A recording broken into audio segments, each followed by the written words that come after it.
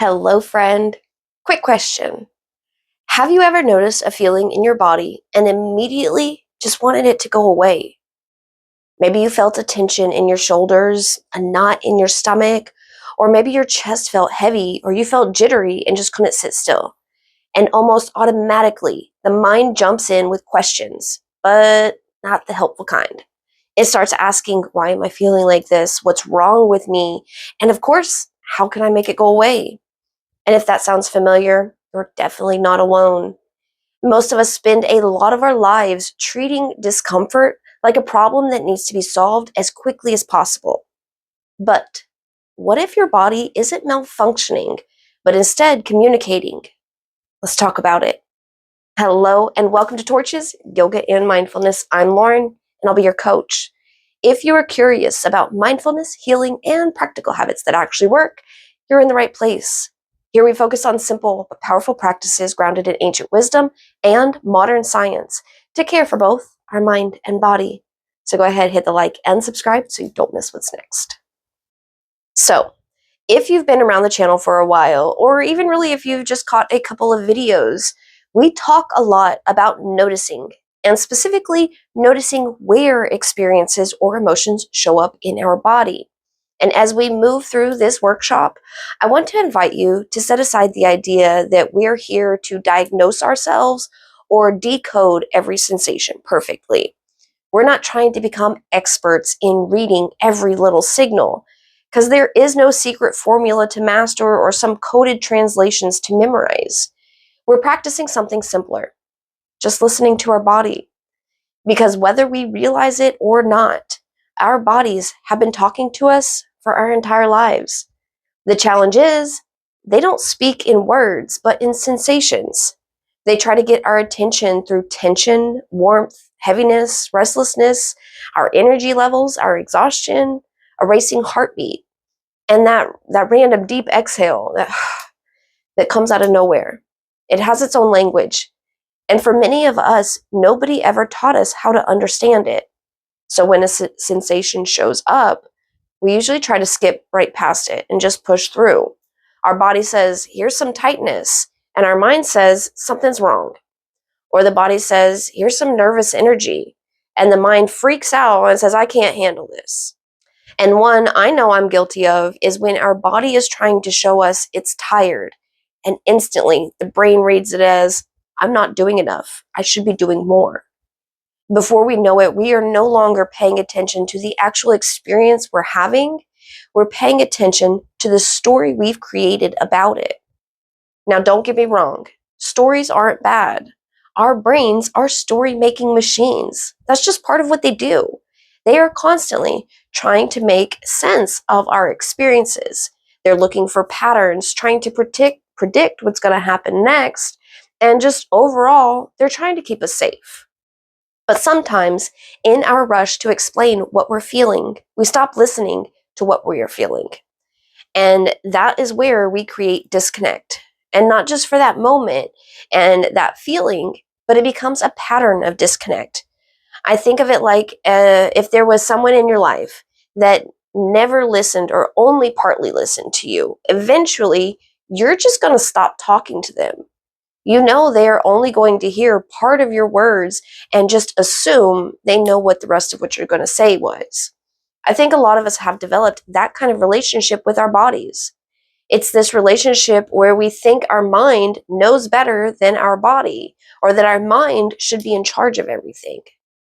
We assume, we label, we judge, we dismiss, but rarely do we get curious. And curiosity is where mindfulness begins. We don't start with fixing or changing or trying to force calm. We start with curiosity and noticing. And all that takes is a willingness to pause for just a moment to ask, what is actually happening right now? That's one of the reasons I wanted to start this month here. This month is going to be all about grounding. That phrase gets thrown around a lot these days without really explanation of what it actually means and it entails, because it's more than just going outside barefoot. It's not just a technique we use when we're stressed or when we've been stretched too thin. What we are talking about this month is grounding as a way of relating to ourselves. When people hear the word grounding, they often imagine becoming perfectly calm. Like, if we just breathe deeply enough or think positively enough, we will finally arrive at some magical state where nothing bothers us. No, that's not how life works. We're human. We're going to have difficult days, emotional days, confusing, frustrating, and exciting days. Grounding isn't the absence of those experiences, it's the ability to stay connected to yourself while they're happening. And that starts with awareness. We can't work with what we don't know is there. We can't respond to signals we don't hear, and we can't build trust with a part of us that we are constantly ignoring. And if you've been around, you've probably heard me ask, where do you feel this in your body? Or what are you noticing right now? And maybe you've had the same reaction I did when I first started practicing. Maybe you've thought to yourself, okay, Coach Lauren, I feel it. I'm noticing it. Now what? And honestly, that's a fair and perfectly valid question. When we are talking about becoming aware of a sensation in our bodies, there is more to it than just locating it. We've got to start a relationship with it. And just like other relationships in our lives, that means we need to approach with observation, not judgment. We've got to shift from labeling with certainty to seeing it with curiosity, and from fighting the experience to learning from it. The beautiful thing is that you don't need to become an expert to do this. There's no special training, and you don't have to have mastered some level of mindfulness. And best of all, it doesn't require us to sit in meditation for an hour every day. We just need the willingness to notice, to pause, and to listen before you decide what something means. Think about it like this. Most of us don't wait until our car engine is on fire before we pay attention to the warning lights. We notice the early signals because they provide information. Well, our bodies are doing the same thing. There's a little tension, fatigue, a little uneasiness, or restlessness. These experiences aren't always signs that something is wrong. Sometimes they're just simply information about our energy and our needs or our emotions about how we are moving through our lives. So, like I say a lot, the problem isn't that the signals or sensations exist. The problem is that we've been taught to ignore them until they become impossible to ignore, because they will. You can't ignore your body forever. It may not be this week or this month, but when it's tired of being ignored, it will start shutting down, so you don't have a choice but to notice and respond. A little tension turns into pain. Stress becomes burnout, sadness becomes overwhelm, and exhaustion turns into full depletion. And this progression isn't because our bodies are trying to punish us, it's still just trying to communicate. And since the first messages weren't being received very well, basically it just starts yelling. That is the perspective I want us to carry through today's workshop. What if the sensation isn't the enemy? What if our bodies aren't trying to work against us and it's just been trying to help us all along? So today, we're going to get curious, we're going to explore the difference between sensations and stories, and we're going to talk about some of the ways our bodies are communicating with us. Most importantly, we're going to practice listening with a little more kindness and a little less judgment. So let's start there, listening. How we listen changes everything about the way we experience our emotions. It's a small shift, but once it happens, it's one of those things where once you see it, you can't unsee it. There is a huge difference between what our bodies experience and the story our mind tells us about the experience. But these two different things, our body's experiences and the brain stories, happen so quickly and almost simultaneously that they can feel like they're all one thing, one reaction. Let me show you what I mean. Imagine you're having a difficult conversation, partner, family, friend, whoever. Or maybe you're about to ask for something that makes you feel vulnerable, but you're in that kind of a situation. Before you've even said a word, your stomach tightens, breathing changes, your heart beats a little faster.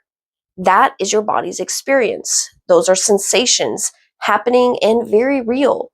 But almost simultaneously, your brain starts filling in blanks that it created on its own but it's filling him in with, I'm terrible at confrontation. This is going to go badly. They're going to be upset with me. Why am I so anxious? Or I wish I just wasn't like this. Now, step back and look at these two separate parts of the experience. Our body never actually said any of that. It experienced a faster heartbeat, maybe a warmth or a flush in your cheeks. Everything after that came from the mind trying to explain what was happening. And that isn't a bad thing. Our minds are incredibly good at making meaning out of our experiences. It's one of the reasons human beings have made it so far. Our brains are always asking, what does this mean? What should I do?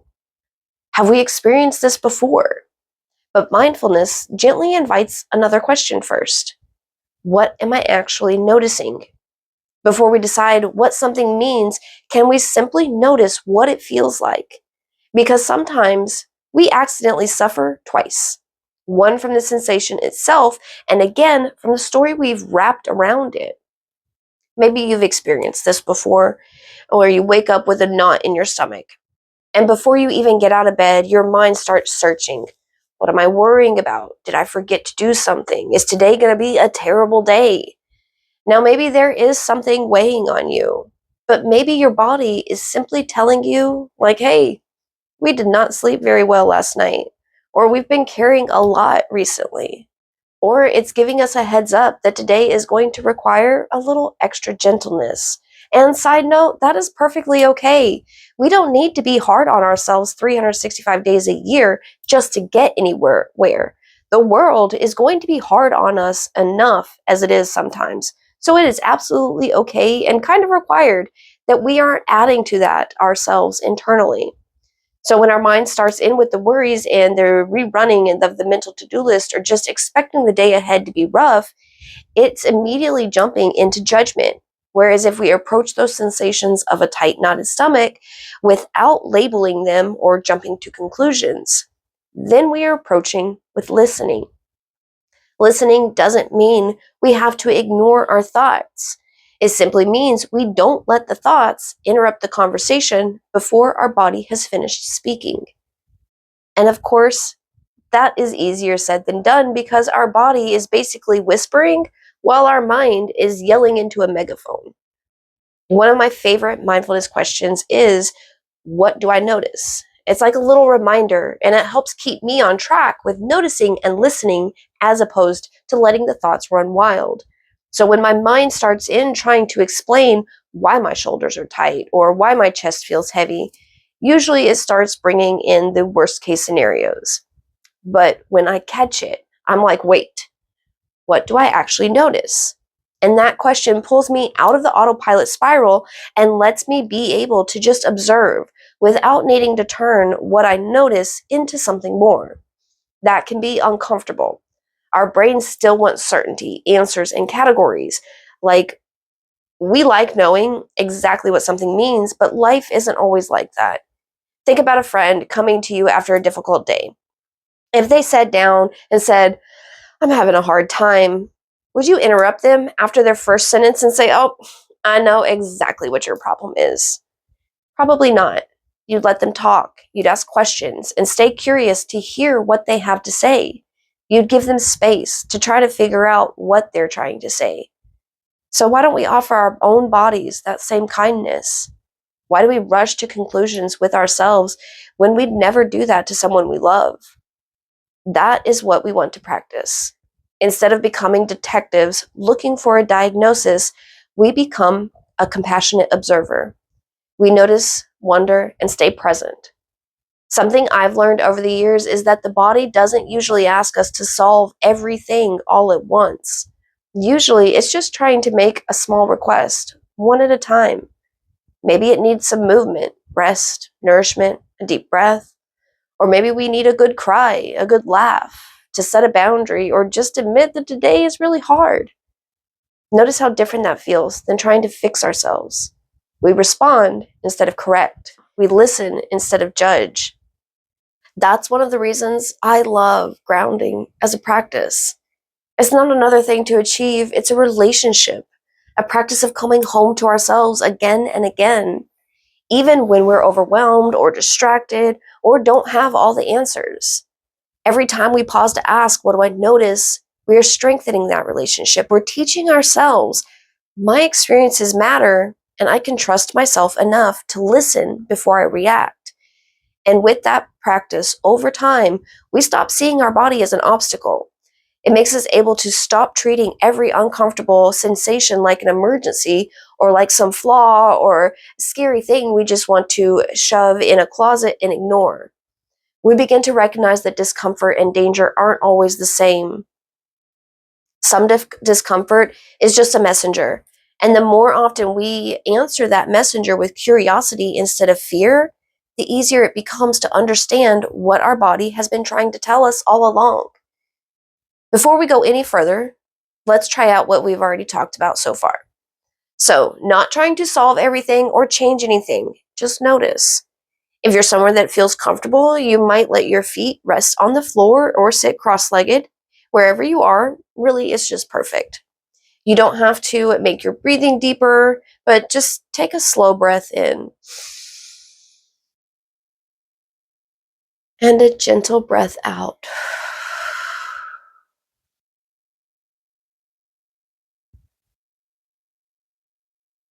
Don't force anything to relax. Just let yourself arrive here in this moment, not in the thoughts of what was or what is to come, just here. If it feels comfortable, you can close your eyes or soften your gaze. Now, instead of searching for the feeling, allow yourself just to notice what is already here right now.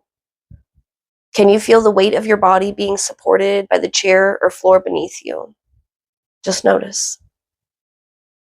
Without changing it, notice your breathing. Feel how it moves through you. Notice where it lands. Is it high up in your chest or deep in the diaphragm? Notice where it naturally moves, how it moves. Is it quick, slow, shallow, or deep? Just take it in like information. Bring your attention now to your shoulders. How do they feel? Heavy or tight? Light or relaxed? Maybe one feels different than the other. Now notice your jaw. Are your teeth touching? Is your tongue pressed against the roof of your mouth?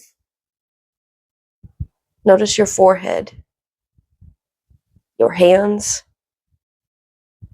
your stomach, your legs. Not to change anything, just to see what's here. This is what it means to practice becoming aware. After this scan, now ask yourself, what do I notice? And maybe your answer is honestly not much. That's okay. Maybe you notice tight shoulders, or maybe your chest feels open today. Maybe you realized how quick you were breathing. There aren't bonus points for noticing something dramatic. Mindfulness isn't about discovering hidden problems, it's about noticing what's already true. Take one slow breath in. And when you're ready, bring your attention back into the room you were in. Hear any sounds around you and feel the temperature of the room upon your skin. And if you closed your eyes, you can flutter them back open and blink them back into focus. Welcome back. Now, did you notice how different that felt from trying to analyze everything? I never asked you to tell me what emotion you were having or to figure yourself out. This was simply an invitation to notice, and that is the practice. Our bodies experience sensations, our brains assign meaning. Sometimes those meanings are incredibly accurate. Other times, they're just our first guess. And that's why it's important to stay curious. Curiosity leaves room to discover something that we didn't expect. So, there is no glossary in the back of the book that is our lives that we can just flip to for answers. Like if during the exercise you noticed a tight shoulder, that could mean 100 different things. Maybe you've been sitting with poor posture for too long. Or you're having a stressful week. You slept in an awkward position. Or maybe you're preparing for something important.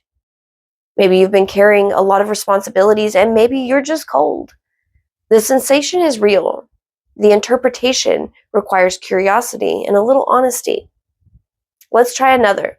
Say your chest feels heavy. Is it sadness or grief, exhaustion? Or could it be that you've been holding your breath without realizing it? That's all possible. But see how much kinder curiosity is than certainty. Instead of saying, I know exactly what's wrong, we say, I wonder what my body is trying to help me notice. That tiny shift changes the entire conversation and relationship. Another one we experience a lot is restlessness. Have you ever noticed yourself fidgeting or pacing around like you just can't settle? When that happens, maybe your first thought is, I'm just anxious. And maybe you are, but maybe you're excited. Maybe you've had too much caffeine, or you've been sitting for too long and your body is just asking for some movement. And again, this isn't about being right, it's about staying open and listening. Listening naturally leads us to another question. If my body is communicating, then how do I respond? And I love this practice. I try to make it part of my morning daily self check in. When I'm starting my day or trying to listen inward, I'm not trying to take inventory of what emotions are there. So instead of asking myself, what emotions am I feeling? We ask instead, what do I need right now? See the difference? We've noticed the body's experience, and then we look toward what could support us. Maybe you have those days where it seems like 1,000 things are constantly happening all at once, and you just feel overloaded. And on those days, maybe you just need to give yourself permission to take 10 minutes of quiet before you get back into everything else. Make a physical to-do list instead of carrying everything in your mind. Maybe ask for help or say no somewhere. And sometimes it's even simpler. Were you so busy you skipped breakfast and now you're postponing lunch? Sometimes our bodies aren't asking for a life overhaul. They just need a glass of water and some nourishment. Simple, small, grounding nourishment. That's why I wanted to talk about grounding this month. We're not talking about transforming our entire lives by next week. We're talking about small practices that change how we experience our lives and learning to ask, what do I need right now? Okay, and I do want to clarify, I'm not over here living in a bubble, pretending that just because we might notice a need, that we can address it right then. We may notice something and not be able to meet that need immediately. If we're at work, we can't just take a nap or always find a quiet place for 10 minutes. Or if you're caring for children, you can't just step away for a 5-minute breath or a walk around the block. And we can't process difficult emotions in the middle of meetings or driving or difficult conversations. That's okay. Listening doesn't mean dropping everything. It says, I hear you. I know you're tired. I know this is heavy. We are going to take care of this as soon as we can. And that absolutely matters and counts. Every time we acknowledge our experiences instead of dismissing them, we build that self-trust. Think about a healthy relationship in your life or one that you've been around and witnessed. Trust isn't built because someone fixes everything immediately all the time. It's built because they consistently show up by listening, caring, and just being there. And I think it's very important to be that kind of person for ourselves. Every time you pause instead of push through, notice instead of judge, and respond with kindness instead of criticism, we build that self-trust. Little by little, we teach our nervous systems that when they communicate, we're going to listen. Over time, that turns into a feeling like our body isn't something we are constantly fighting. It starts to feel like home again. And that brings me to one final practice I'm excited to share with you. This one ties it all together. Let's try this together and see what happens when we not only notice what the body is saying, but also learn how to answer with compassion. Settle again into your seat or wherever you're listening from. Let your hands rest if you can, if it's accessible, open, palms up. And again, if you would like to, you can close your eyes to better connect inward. Take a slow breath in and let it go.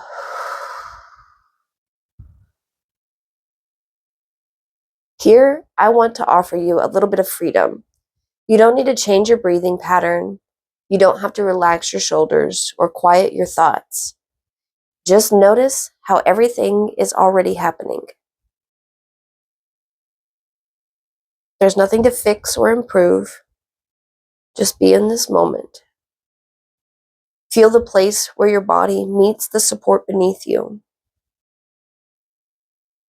Allow yourself to notice that you don't have to hold yourself up all by yourself.